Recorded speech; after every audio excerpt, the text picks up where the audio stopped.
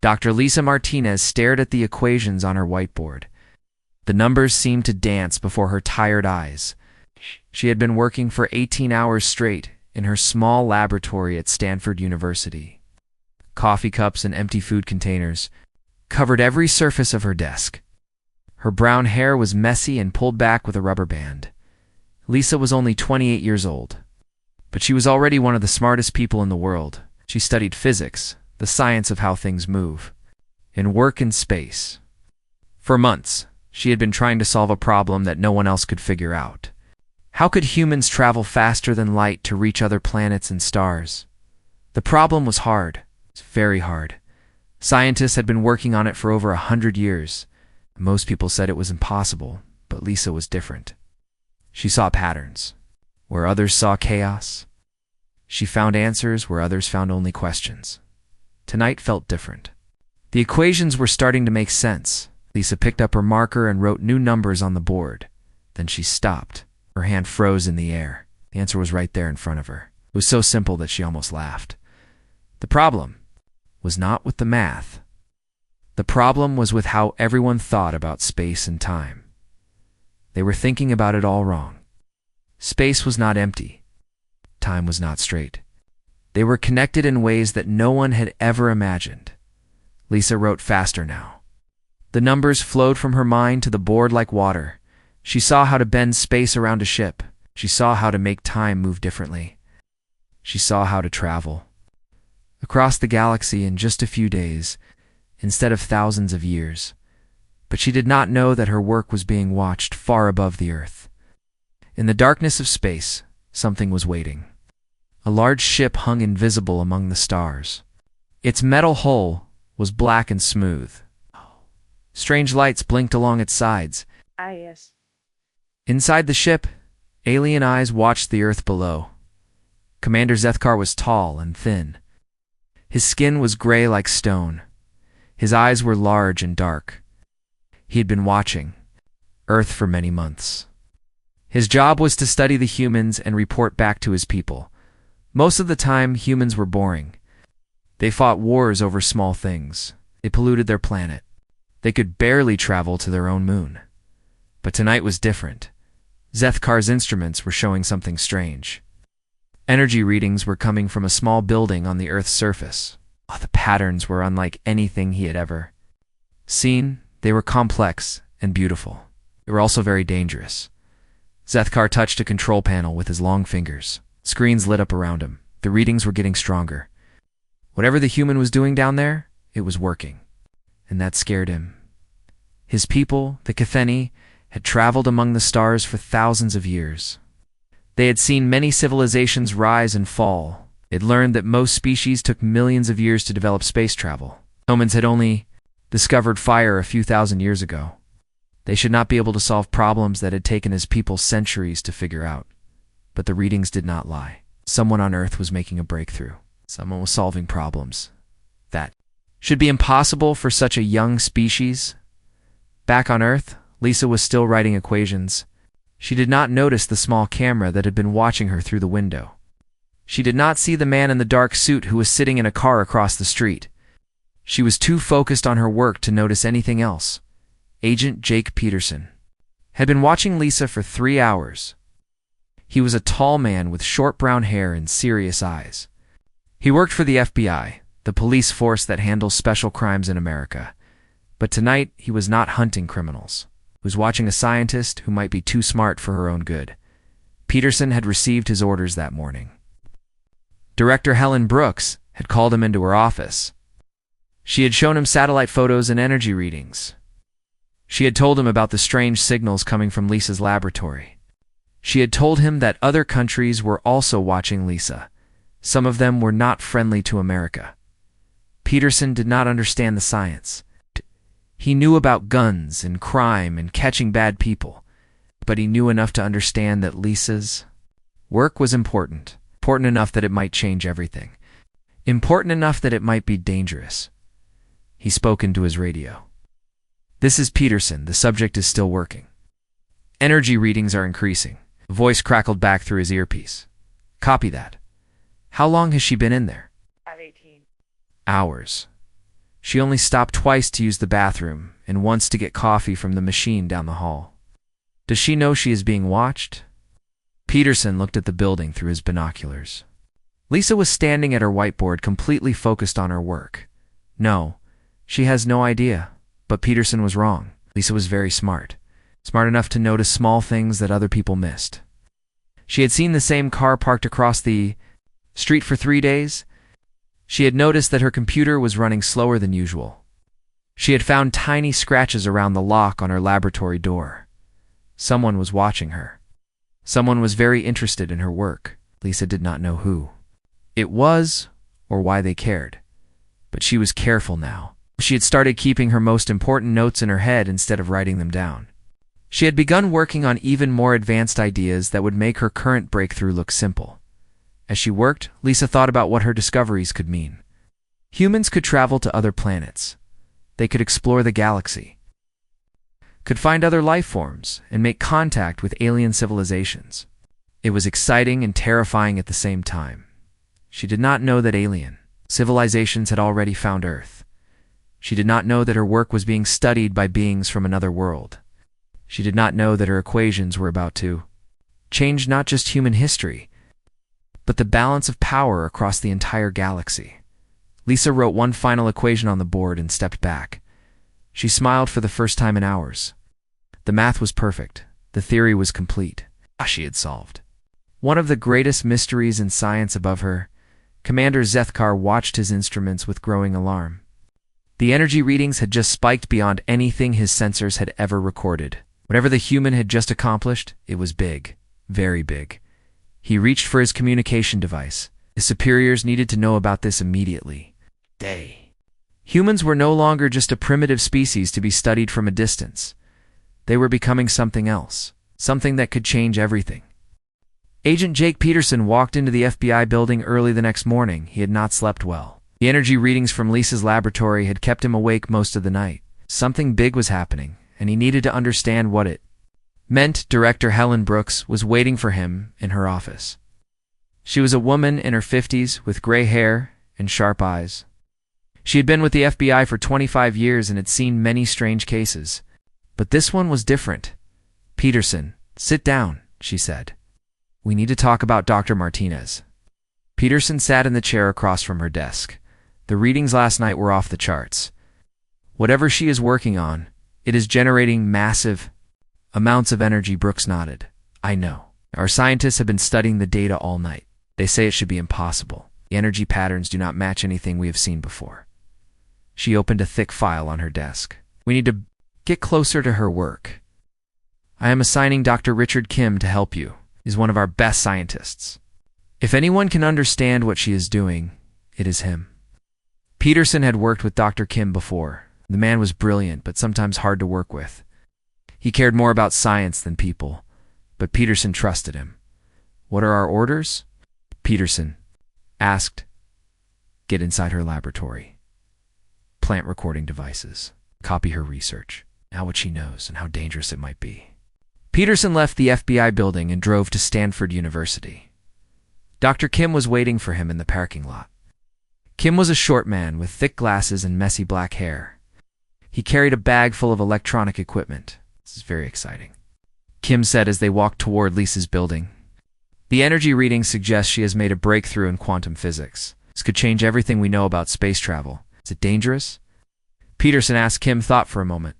"All new technology is dangerous. Fire can cook food or burn down a house. Nuclear power can light a city or destroy it.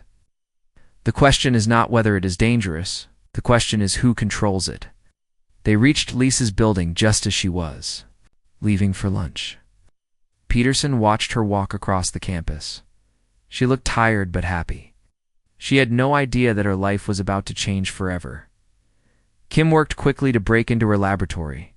He planted tiny cameras and microphones in places where they would not be noticed. He copied files from her computer onto a small device. He photographed every equation on her whiteboards. "This is incredible," Kim whispered as he looked at her work. "She has solved problems that have puzzled scientists for decades. Her approach is completely new. She thinks about space and time in ways that no one else has considered. Peterson watched the door while Kim worked. How long before other people figure out what she has discovered? If they are smart and have the right equipment, maybe 6 months. If they are not so smart, maybe years. But eventually, someone will understand what she has done. They finished their work and left the building. Peterson felt guilty about spying on Lisa. She seemed like a nice person who just wanted to do good science. But his job was to protect America, and sometimes that meant doing things he did not like. That afternoon, Lisa returned to her laboratory. She noticed immediately that something was wrong. Her computer had been turned on when she was sure she had turned it off. One of her notebooks was not exactly where she had left it. Someone had been in her room. Lisa was very smart. She had always been good at noticing small details that other people missed. She had suspected for days that someone was watching her. She was sure. She sat at her desk and thought about what to do. She could report the break-in to campus security. But what if the people watching her were from the government? What if they had good reasons for wanting to know about her work? Lisa decided to be more careful. She erased some of her computer files and hid her most important notes. Then she started working on something new. If people wanted to spy on her, she would give them something interesting to watch. Her new project was even more advanced than her first breakthrough. She began working on ways to use her space travel equations for defense. If humans could bend space around a ship to travel faster than light, maybe they could also bend space to protect themselves. The math was harder this time. Lisa worked for hours, filling 3 whiteboards with complex equations. Slowly, she began to see how it could work. Energy shields that could stop any weapon, gravity fields that could push away asteroids or enemy ships. The possibilities were endless.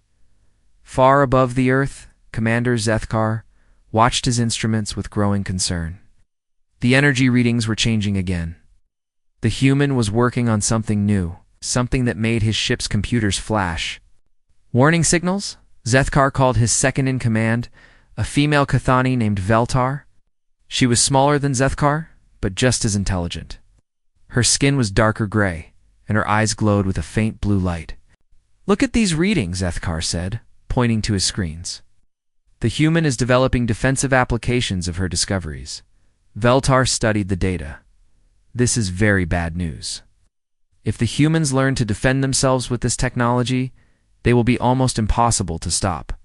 "Should we contact the Galactic Council?" Zethkar asked. Veltar was quiet for a long moment. The Galactic Council was made up of the 12 oldest and most powerful alien civilizations. They made decisions about which species were allowed to join the galactic community. They also decided which species were too dangerous to be allowed to develop. "Yes," she said finally. "They need to know about this. Humans are advancing too quickly. They might become a threat to the stability of the galaxy." Back on Earth, Peterson was reading Dr. Kim's report about Lisa's work. The scientist was very excited about what he had learned. "She is not just smart," Kim told Peterson. "She is thinking in completely new ways. Her approach to physics is unlike anything I have ever seen. She is making connections that other scientists miss." "Is that good or bad?" Peterson asked. "Both," Kim said. "It is good because her discoveries could benefit all of humanity, could explore space, find new resources, maybe even contact alien life. But it is bad because other countries will want this technology. They might try to steal it or even kidnap her." Peterson nodded. He had been thinking the same thing. We need to protect her. But we also need to make sure her work does not fall into the wrong hands. That night, Lisa worked late again. She had made another breakthrough with her defensive equations. The math showed that her energy shields would work. Not only would they work, but they would be incredibly powerful. She wrote the final equation on her whiteboard and smiled. Then she froze. She had just realized something terrible. If her equations were correct, her energy shields would not just protect against human weapons. They would protect against any weapon, no matter how advanced. That meant someone out there had weapons advanced enough to make her shields necessary. Someone who was not human. Lisa looked up at the ceiling of her laboratory, as if she could see through it to the stars beyond. For the first time, she wondered if she was really alone on this planet, and for the first time, she was afraid. Director Helen Brooks, made a difficult decision. Lisa's latest research had caused energy readings so strong that satellites across the Pacific Ocean had stopped working for 10 minutes. The government could not ignore this anymore. We need to talk to her directly, Brooks told Agent Peterson. No more watching from a distance. No more secret cameras. She is too smart and too dangerous to leave alone. Peterson felt nervous about this plan. What if she refuses to cooperate? What if she thinks we are the enemy? Then we will have to convince her that we are trying to help, Brooks said. Take Dr. Kim with you. Maybe she will trust a fellow scientist more than an FBI agent. The next morning, Peterson and Dr. Kim waited outside Lisa's laboratory. They had been standing there for an hour trying to decide how to approach her. Finally, Lisa came out of the building carrying a coffee cup. Dr. Martinez, Peterson called out. We need to talk. Lisa stopped walking. She looked at Peterson's serious face and Kim's nervous expression. She had been expecting this moment for days. You are the ones who have been watching me, she said. It was not a question. Peterson nodded. Yes, I am Agent Peterson with the FBI. This is Dr. Kim. We work for the government. Lisa sipped her coffee and studied them. What do you want? We want to help you, Kim said quickly. Your research is incredible, but it might also be dangerous. Lisa laughed, but it was not a happy sound. Dangerous to who? I'm trying to help. Humanity explores space. I am trying to solve problems that could benefit everyone. May we go somewhere private to talk? Peterson asked. There are things you need to know. Things about why we have been watching you. Lisa thought about it for a moment. These men could arrest her if they wanted to. They could take her research and lock her away, but they were asking nicely. That had to mean something. My laboratory, she said. But you tell me everything. No more lies. No more secrets. They walked to her laboratory together. Once inside, Lisa sat behind her desk, while Peterson and Kim stood near the whiteboards covered with equations. Your research has been causing strange energy readings, Peterson began. Our satellites have detected signals coming from this building, signals that do not match any known technology. So you decided to spy on me, Lisa said. We decided to protect you, Kim corrected. Other governments are also watching you. Some of them might try to kidnap you or steal your work. Lisa looked at her equations on the whiteboards. You copied my research when you broke in here? Kim looked embarrassed. Yes, we did. Not only to understand what you were doing. Your work could change everything. It already has, Lisa said quietly. I have been working on something new. Something that proves we are not alone. Peterson and Kim looked at each other. What do you mean? Peterson asked. Lisa stood up and walked to one of her whiteboards. She pointed to a series of complex equations. My defensive shield equations work too well. They can stop weapons that do not exist on Earth. Weapons that are far more advanced than anything humans have built. Turn to face them. The only reason I would need shields this powerful is if someone else out there has weapons this advanced. Someone who is not human. Dr. Kim studied the equations with wide eyes. You think they're aliens? I do not think it, Lisa said. I know it, and I think they know about me. Peterson felt a chill run down his spine. How do you know? Lisa walked to her computer and opened a file. 3 days ago, I decided to test something. I built a small quantum transmitter and sent a mathematical message into space. It was a simple proof about prime numbers. She clicked on another file. 2 hours later, I received an answer. Peterson and Kim stared at the screen. Rows of numbers filled the display. What does it say? Peterson asked. It is a more complex mathematical proof, Lisa explained. It solves the same problem I sent, but in a much more elegant way. Whoever sent this is very intelligent. Much more intelligent than any human. Kim was studying the numbers carefully. This is incredible. The mathematics is beautiful. It uses concepts that we have never thought of. There's more, Lisa said. She opened another file. I sent 3 more messages. Each time, I received an answer within hours. Someone out there is talking to me. Peterson reached for his phone.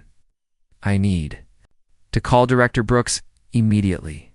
Wait, Lisa said. Before you do that, you need to understand something else. The last message I received was different. It was not just mathematics. It was a warning. She showed them another screen full of numbers and symbols. It took me hours to decode this. But the message is clear. There is something coming. Something dangerous. The beings who have been answering my messages are trying to warn us. Peterson and Kim looked at the screen with growing alarm. What kind of danger? Kim asked. I am not sure, Lisa admitted. The mathematics is very complex. But it seems to describe some kind of machine intelligence, something that destroys entire star systems. Peterson made his phone call to Director Brooks. Within an hour, the laboratory was filled with government officials and scientists. Lisa found herself repeating her story over and over to different people. Director Brooks listened to everything with a serious expression. Dr. Martinez, we need your help. If what you are saying is true, then humanity might be in great danger. Do you want me to do? Lisa asked. Keep talking to them, Brooks said. Find out everything you can about this threat. But also work on your defensive systems. If something dangerous is coming, we need to be ready. Lisa agreed to work with the government. She felt scared, but also excited. Her research might be the key to protecting humanity from an alien threat. That night, she sent another message into space. This time, she did not just send mathematics. She included questions about the danger that was coming. She wanted to know how much time humanity had to prepare. The answer came back faster than before. As Lisa decoded the message, her face grew pale. The machine intelligence was not coming. It was already here. It had detected her transmissions and was now heading toward Earth, high above the planet. Commander Zethkar received an urgent message from the Galactic Council. They had made their decision about humanity. The humans were advancing too quickly to be left alone, but they were also too valuable to be destroyed. The Council had decided to make contact. They would reveal themselves to the humans and offer to help them fight the approaching threat. It was a risky decision. Most young civilizations were not ready for contact with alien species, but the humans had already proven they were different. They had solved problems in months that had taken other species centuries to figure out. They might be the galaxy's best hope for defeating the machine intelligence that had been terrorizing Star. Systems for decades, Zethkar prepared his ship. For descent to Earth, first contact was about to begin. He just hoped the humans were ready for what was coming. 3 days later, everything changed. Lisa was working late in her laboratory when the lights in the building began to flicker. She looked up from her equations and saw something impossible through the window. A large ship was floating silently. Above the campus, the ship was bigger than a football stadium. Its surface was dark gray and covered with strange patterns that seemed to move in the dim light. Blue and white lights blinked along its sides in a rhythm that reminded Lisa of a heartbeat. Agent Peterson burst through the laboratory door. Dr. Martinez, we need to go. Now. Wait, Lisa said. I think they want to talk. Peterson looked out the window and saw the massive alien ship. His hand moved toward his gun, but he did not draw it. How do you know? 'Cause they could have destroyed the building already if they wanted to, Lisa said. They are just hovering there. They are waiting. Director Brooks arrived with a team of FBI agents and military personnel. Everyone was nervous and scared. No one knew what to do when aliens showed up on Earth. Have they made any contact? Brooks asked. Lisa checked her computer. A new message had appeared on her screen. The mathematics was simpler this time, easier to understand. They want to meet. Just me. No weapons. No military. Absolutely not, Peterson said. It is too dangerous. It is our only choice, Lisa replied. If we refuse, they might think we are hostile. If we attack them, they might defend themselves. How many people would die then? Brooks thought about it for a long moment. The alien ship could probably destroy the entire city if it wanted to. What do you need? Just give me a way to talk to them, Lisa said. I will go outside. If something goes wrong, it will only be me. 20 minutes later, Lisa stood alone in the middle of the campus parking lot. The alien ship had moved lower, hovering just 50 feet above the ground. The wind from its engines blew her hair around her face. A beam of light shot down from the ship and surrounded Lisa. She felt herself being lifted gently into the air. She was not scared. She was amazed inside the ship. Lisa found herself in. A large room with walls that glowed with soft light. The alien standing in front of her was tall and thin, with gray skin and large dark eyes. He moved gracefully, like he was floating instead of walking. "I am Commander Zethkar," the alien said. His voice was strange but clear. "You are the one who has been sending messages." "I am Dr. Lisa Martinez," she replied. "You have been answering." Zethkar nodded. "Your species learns very quickly. Too quickly for your own safety." Another alien approached them.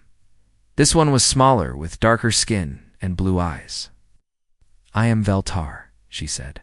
"We have been watching your planet for many cycles. We have never seen a species advance so rapidly." Lisa looked around the ship. Technology was incredible, but she could understand some of it. "How long have you been watching us?" "Your species has existed for a very short time," Zethkar said. "Most civilizations take millions of your years to develop space travel. You discovered fire only moments ago, yet you have already solved problems that took us centuries to understand." "Is that why you contacted me?" Lisa asked. Veltar and Zethkar looked at each other. "We contacted you because you are in danger. All of us are in danger." They led Lisa to a large window that showed the space around Earth. In the distance, she could see more ships, dozens of them, all different shapes and sizes. "The Galactic Council has sent representatives from 12 different worlds," Zethkar explained. "We are here because of the threat you discovered." "The machine intelligence," Lisa said. "We call them the Devourers," Veltar said. "They are artificial beings created by a long-dead civilization. They consume entire star systems, turning planets into raw materials for more ships and weapons." Lisa felt her heart racing. "How long do we have?" "Their advanced fleet will arrive in your system within days," Zethkar said. "They detected your quantum transmissions. They are coming to destroy your planet before your species can become a threat to them." "But you said we are too young," Lisa protested. "How can we be a threat?" "Because you think differently than other species," Veltar explained. "Most civilizations follow predictable patterns of development. But humans make intuitive leaps that should be impossible. You solve problems by thinking in ways that even we do not understand." Lisa realized what they were saying. "You think we can help you fight them?" "We have been fighting the Devourers for decades," Zethkar said. "Our technology is more advanced than yours, but we think in rigid patterns. The Devourers adapt to our strategies because they can predict what we will do, but they cannot predict what humans will do," Lisa said. "Exactly," Veltar agreed. "Your defensive equations are proof of this. You developed shield technology that our best scientists said was impossible. You did it in just a few days." Lisa thought about everything they had told her. "What do you need from me?" "We need you to help us modify your defensive technology to work on a planetary scale," Zethkar said. "Your shield equations could protect Earth from the Devourer attack. But we need to build the system quickly." Lisa nodded. "I will need help. I will need resources. And I will need my government to cooperate with you." "We have already been in contact with your leaders," Veltar said. "Your President Adams has agreed to full cooperation. Military bases around your world are being prepared for the installation of your technology." They returned Lisa to the ground an hour later. Agent Peterson was waiting for her with Director Brooks and a large team of officials. "What did they want?" Brooks asked. "They want to save Earth," Lisa said, "but we need to work together, humans and aliens. We need to build a defense system that covers the entire planet." The next few days were the busiest of Lisa's life. She worked with alien scientists who understood technology far beyond anything on Earth, but they also worked with her human colleagues who thought about problems in ways the aliens had never considered. Dr. Kim proved especially valuable. Ability to understand complex systems helped bridge the gap between human intuition and alien knowledge. Agent Peterson coordinated security and logistics, making sure that the construction of the defense system proceeded smoothly. Military bases around the world were transformed into massive energy generators. Satellite networks were converted into quantum field projectors. The entire planet became one giant defensive system based on Lisa's equations. On the 5th day, the Devourers arrived. Their ships were huge and black, like moving pieces of the night sky. They moved toward Earth expecting to find a defenseless planet populated by primitive beings. Instead, they found something that had never existed before in the galaxy, a world protected by technology that combined alien knowledge with human innovation. Lisa's quantum shields surrounded Earth like an invisible shell. The Devourer weapons struck the shields and simply disappeared. Their energy was absorbed and redirected back at them. Their own technology was turned against them. The battle lasted only minutes. The Devourers, faced with defensive systems they could not understand or overcome, retreated into deep space. Lisa stood in her laboratory, watching the alien ships leave through her window. Commander Zethkar was beside her, looking amazed. "I have never seen the Devourers retreat," he said. "In all our years of fighting them, they have never given up." Lisa smiled. Maybe they finally met something they could not predict. Month later, Earth was invited to join the Galactic Council as an equal member. Lisa became the first human ambassador to alien worlds. Agent Peterson led a new organization that combined human and alien intelligence services. The FBI's surveillance operation had turned into something no one could have imagined.